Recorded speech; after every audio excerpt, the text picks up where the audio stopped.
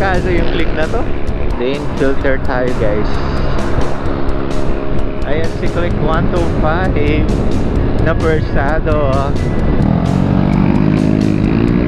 Subukan natin si kargadong click 125.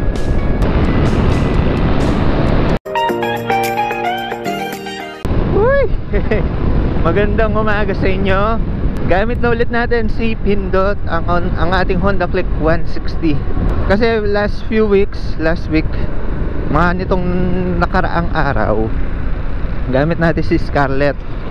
Dahil nga may sakit si Pindot. May piyesa siyang hindi ko mahanap-hanap online kahit sa mga shop. At dumating lang kailan lang. Galing sa Honda. Umorder kasi ako eh. Yung kasa wala silang stock. Ang dami ko pinuntahang kasi wala silang stock. Kaya umorder sila sa pinaka-manufacturing mismo. Yung kasa na yung umorder. Pinang-order na nila ako. Hindi ka naman nata makaka-order dun kung hindi ka stop ng kasa eh. Ewan ko kung may ganong procedure na ikaw mismong rider o order sa pinaka-manufacturing center ng Honda. Pero yun, sa kasa na ako nagpa-order. At after 3 weeks, dun pa lang siya dumating. Kaya naman nung dumating yung pyesa, gabi yun eh. I mean, tanghali dumating, pero gabi ko na inilagay dahil may work pa tayo ng umaga. So excited ako, kahit gabi, nilagay ko na. Rekta ko nang sinet yung ECU, yung TPS. Kaya naman, ayun, buti na lang hindi nagstay yung check engine. Nung wala yung pyesa na yun, nung binalik ko yung sirang pyesa, ay lumilitaw yung check engine at saka yung overheat. Dual combo yung problem niya eh. May orange at saka may pula, nakakatakot. Kasi yung pyesa na yun is tinatawag na engine oil temperature, hot temperature. Ewan ko kung sa coolant siya na temperature, pero malamang sa engine. So may temperature din kasi para sa coolant eh, at magdidikta kung overheat eh. Pero sa makina yun, kadugtong siya ng tawag dito, ECT sensor, ECT tensor tuloy. Nakakabulol. Kaya tayo dadaan, highway na lang tayo. Dun kasi yung kanan is papunta sa Pandakaki, which is minor road, pero maganda yung daan. Dito kasi maganda rin naman yung daan sa main road. Ang kaso, medyo matraffic. Pero dahil Sabado ngayon, ewan ko kung mababawasan ng bahagya. O diba, medyo traffic pa rin eh. Hindi natatanggal eh. Sa bagay, wala pang pasok yung mga estudyante, no? Pero mga nagtatrabaho, yun, meron. Kasi mga recent na Sabado, maluwag. Saan na nga ba tayo? Ayun, yung ECT sensor. Kadugtong nung ECT sensor ba yun? ECT connector pala yun. Yung nadugtong sa kanya is yung EOT, which is yun yung naputol. Manipis kasi yun at madaling naputol. Kaya naman nung tinatanggal ko, medyo kabado yata ako nun, na nasobrahan sa kape, naputol. Kaya naman na yun, nung naputol, sabi ko patay, wala na. Malaking problema to. Akala ko mahanap ko siya agad online, kaso wala. Ang dami kong hinanap sa Lazada, sa Shopee, wala talaga yung piyesang yan. Ibig sabihin bihira pa lang yun sa sa 160. Pero sa 125, 150 meron na nun marami nun. Ewan ko lang sa 160 bakit wala silang stock. Di sila nag-stock ng marami kahit sa online tsaka sa mga shop. Napakabihira naman masira nung sinira ako, no? Kaya yun, 3 weeks akong bakante kay Pindot. Si Scarlett muna yung pinagdiskitahan natin. Buti naman may mga nagawa tayong vlog kay Scarlett na medyo Okay na, maganda naman.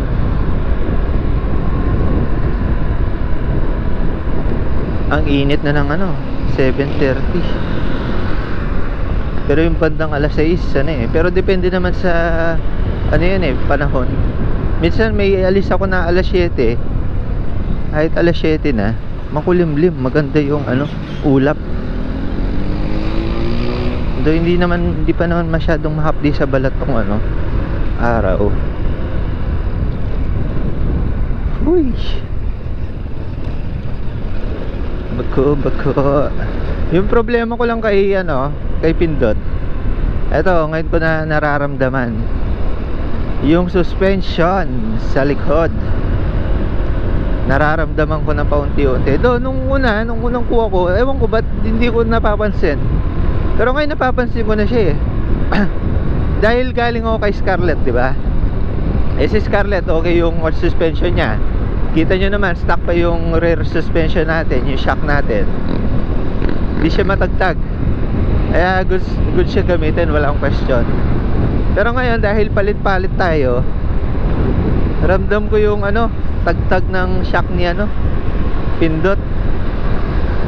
Nararamdaman ko yung tigas kapag dumadaan sa bako. Umuuga ako. Alam mo yun, parang sinasalo ng katawan mo yung tawag dito, yung mga bako-bako. Tapos tinatransfer pa niya yung tagtag sa katawan mo, kaya mapapansin mo sumasakit yung katawan mo. Yun pag minsan, hindi dahil sa hindi dahil sa long ride na nangangawit ka. Minsan yung sakit sa katawan, medyo may sumasakit na dahil din sa tagtag. Napatunayan ko na yan kasi may mga short ride na masakit agad yung ko. Ay. Red light.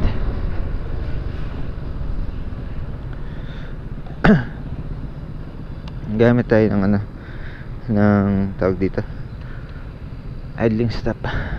Ayan, nagbiblink na rin pala yung gas natin. Ito yung intersection kung saan maraming mga ganap. Yung diretso na yan papunta ng San Fernando. Ito galing ng tawag dito, expressway dito, Robertson. Tapos ayun yung Azure na pinuntahan natin recently.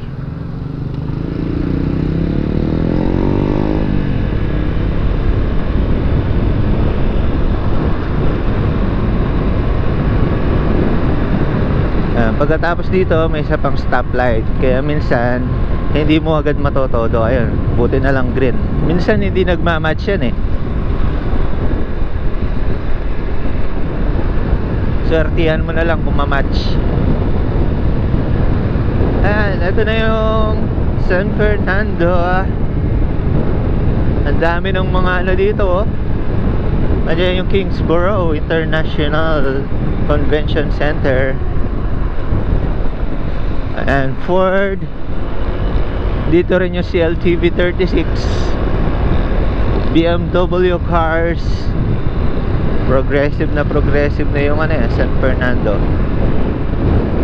Tapos ayan sa gitna, yung street light dito, may mga ilaw.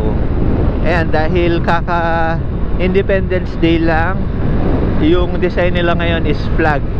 Pero minsan iba-iba yan. Nung February, bandang February, mga puso-puso yan, kaya medyo mapula yung street light yan.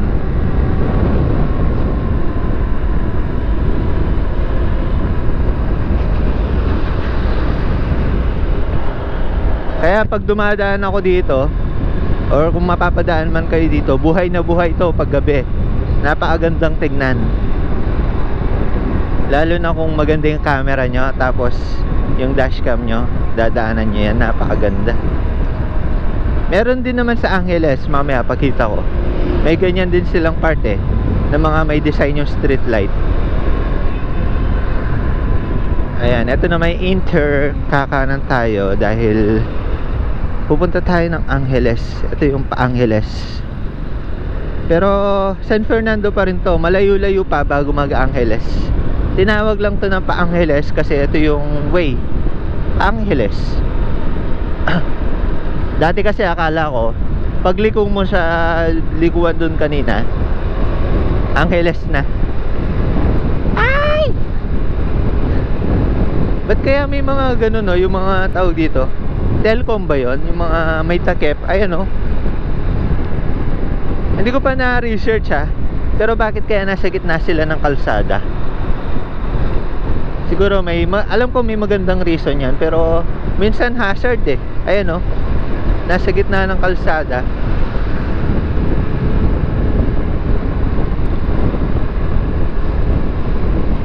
Oo, piya. Huy.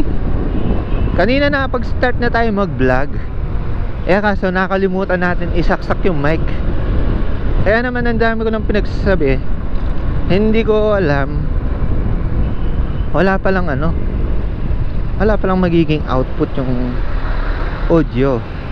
Kasi nga tawag dito, di nakasaksak yung mic. Nangangati yung pa ako eh. O diba, medyo maluwag naman. Di tulad recently, kahapon. Sabagay di tayo dumaan dito kahapon eh. May another route na tayo eh. Pero yung route na yun, pagkita ko next vlog para makita nyo rin kung saan tayo dumadaan. Maganda yung dinadaanan natin kahapon eh. Dinaanan natin kahapon dahil ayos na yung tulay. Kasabay nung pag-ayos nila ng tulay doon, yung mga kalsada sinabay na rin nila. So sinamantala nila na hindi nakakaraan yung maraming volume ng sasakyan sa pag-ayos ng kalsada. Kaya naman nung naayos yung tulay, nasabay din naayos yung kalsada doon. Kaya naman medyo nanibago ko eh. Ang ganda ng diretso.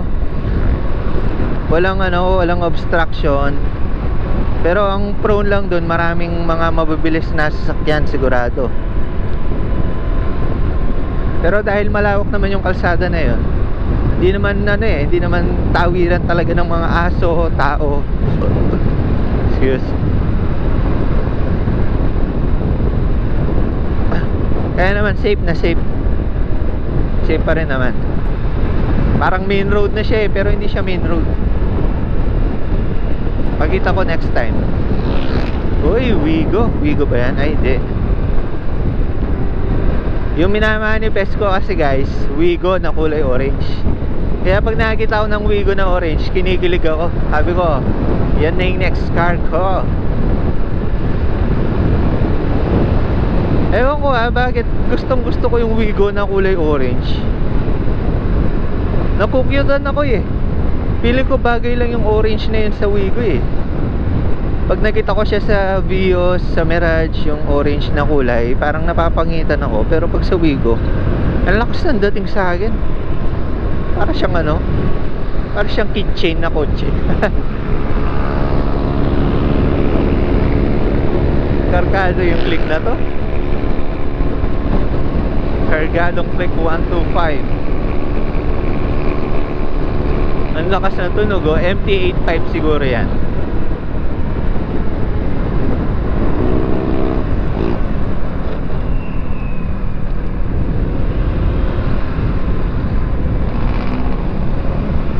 Dami. Dito ang dami no.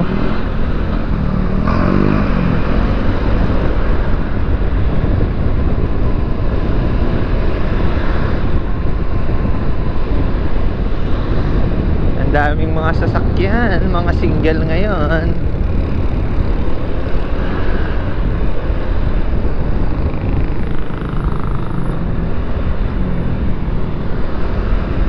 Daming mga single oh.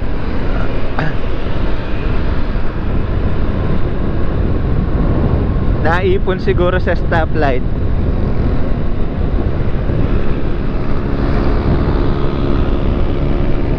Kargado talaga siya, soy. Kargado siya. Try natin kung kaya. Kargadong 125. Lakas. Kaso hindi niya kaya yung 160.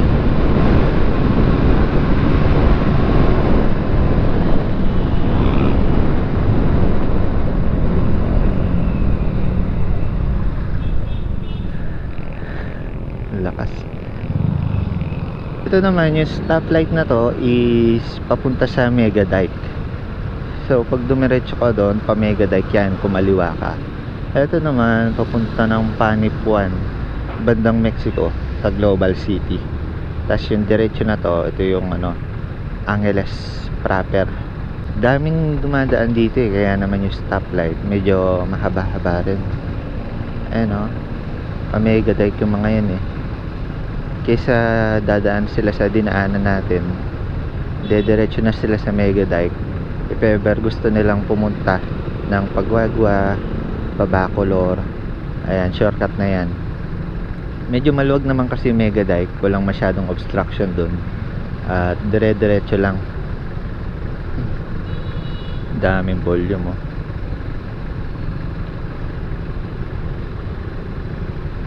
Ayan, minsan mga truck, ang dami dumadaan truck dyan minsan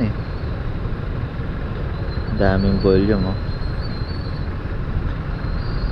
kaya in-adjust talaga nila na mahaba yung stoplight natin dito.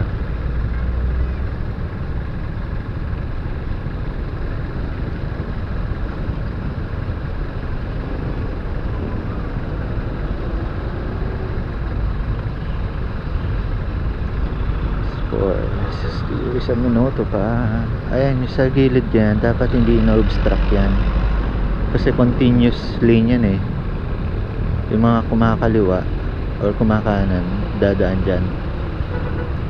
Yung mga ibang stoplight may ganyan, may continuous lane, kaya dapat hindi obstruction yung pinaka-outer nitong kanan.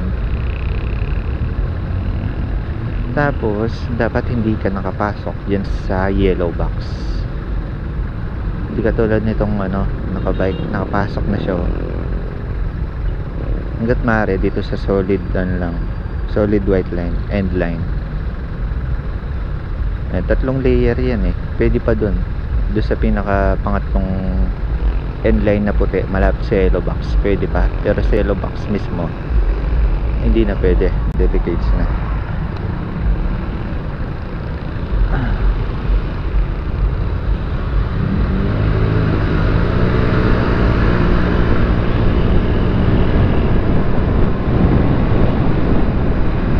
NMAX naman.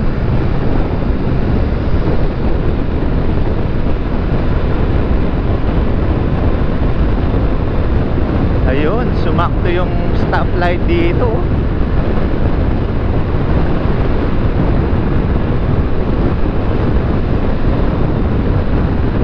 Pag nag-red yun, bitin ka sa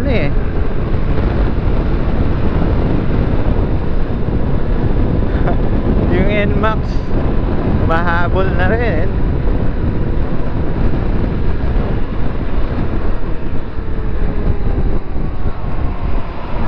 Lane filter tayo guys. Ayan si Click 125 na Versado. Versadong malakas ang tunog.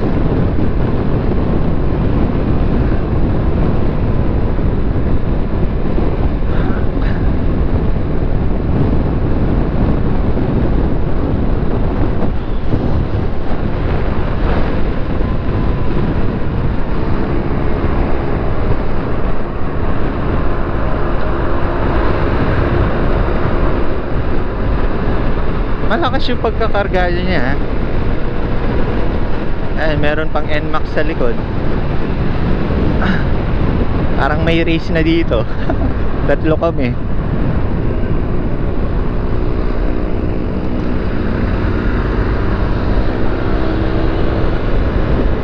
Long hair si kuyang naka NMAX.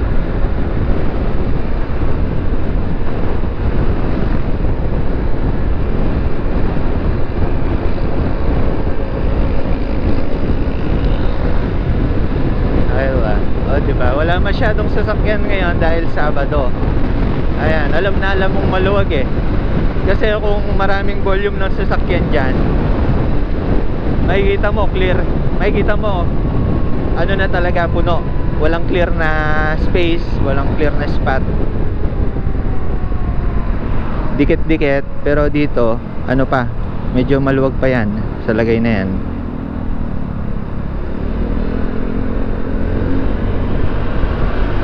Ayaw kong ayaw kong sumusunod sa truck eh. Ang alikabok, grabe.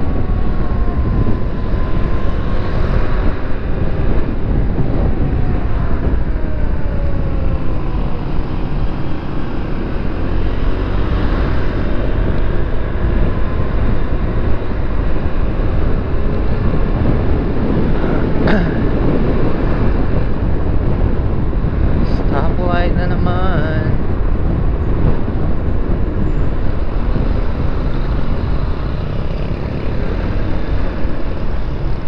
Stoplight pero hindi pa sila umuusad.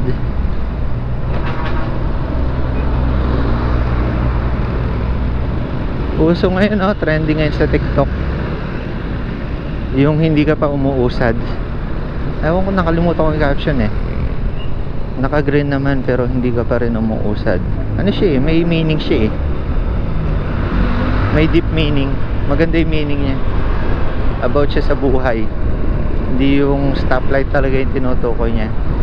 About sa pag-usad niya sa buhay yung tinutukoy niya.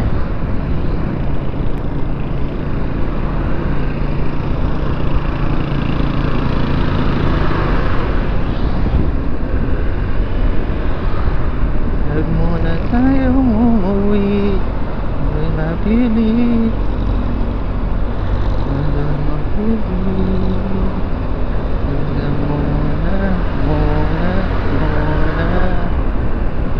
Huwag muna tayong umuwi.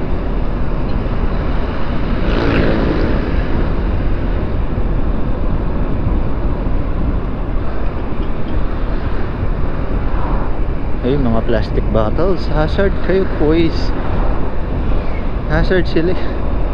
Delicate yung ganun. Pero buti na lang nagbabagal sila. Pero mas okay, naka-hazard sila eh.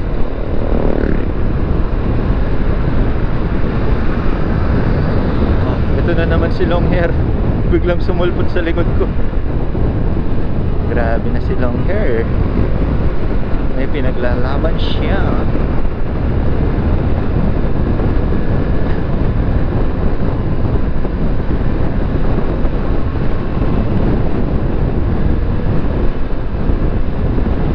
Wala masyadong sasakyan. Ito maluwag. Itong part na to laging traffic eh. Pero ngayon medyo lumuwag.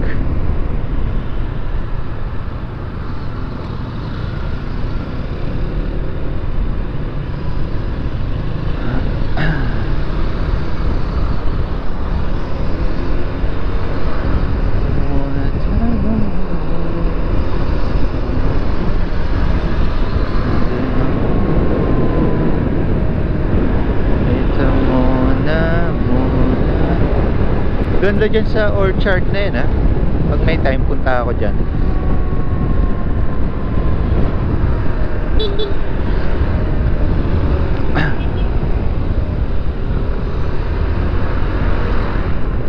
Driving. Ang daming mga driving ano ngayon ha. Driving car.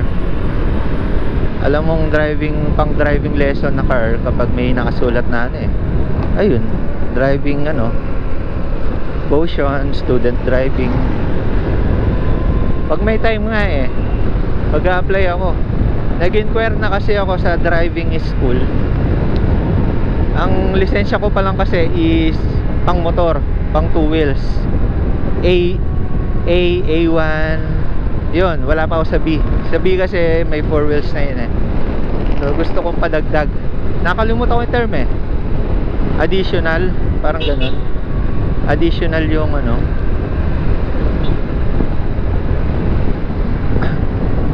Para pwede na rin tayo sa 4 wheels. Para kung sakaling magka-wigo tayo, is pwede na tayo sa kalsada. Mahirap kasi kumuha ng kotse kung wala kang lisensya.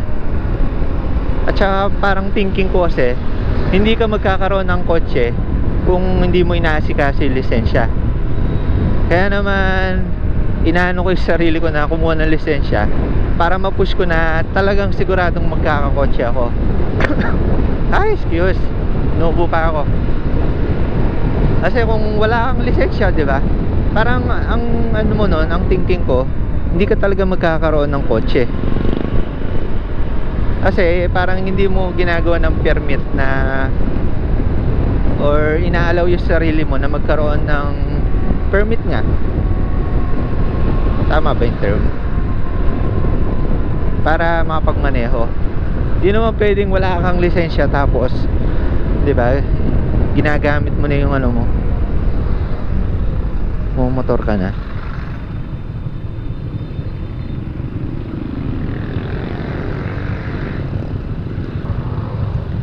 Ay, stoplight. Dito medyo marami-rami din yung mga tumadaan. Ayun na, malapit na. Buti na lang may idling tayo. Tipid sa gasolina kahit pa paano.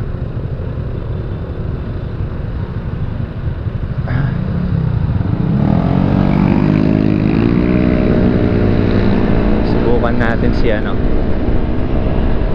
Subukan natin si Cargadong Click 125.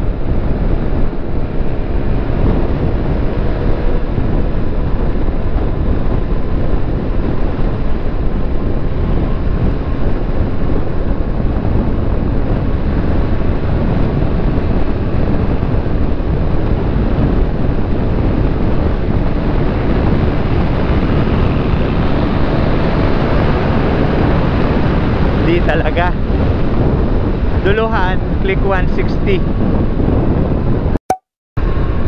Ito yung sinasabi ko kanina, yung flag, ayan, yung mga street light, may flag sila dito. May version din sila dito.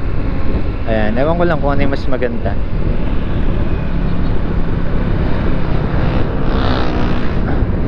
Though parang pares naman na maganda eh.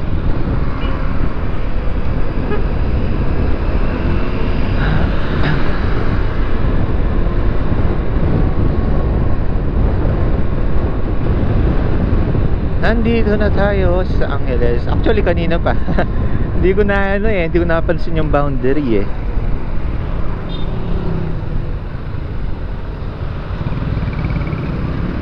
Pero dito sa part map na to, ma-feel mo na talaga yung Angeles. Uy, sarap ng simoy ng hangin. In fairness medyo masarap-sarap pa yung hangin.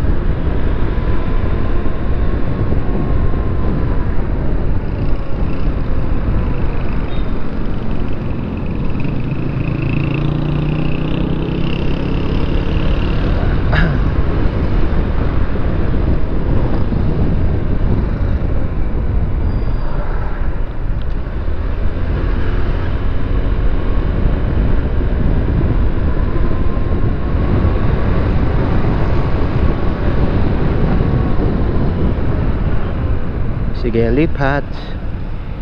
Okay, dito na ako, papagitna ako. Whoop, yeah. Ano lang pakiramdaman lang talaga instinct. Kung tatanga-tanga ka sa kalsada, wala. Bukod sa hindi mo ma-enjoy yung pagmamaneho mo, wala, may ma-prone ka pa sa accident. Pero kung kahit na marami kang iniisip, basta presence of mind pa rin.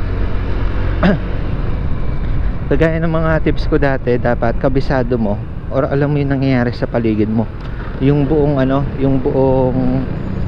buong paligid. I mean yung harap, gilid, pati likod. Sa likod naman kasi mayroon tayong side mirror, kaya naman makikita pa rin natin yung likuran. So ayun lang muna para sa video na ito.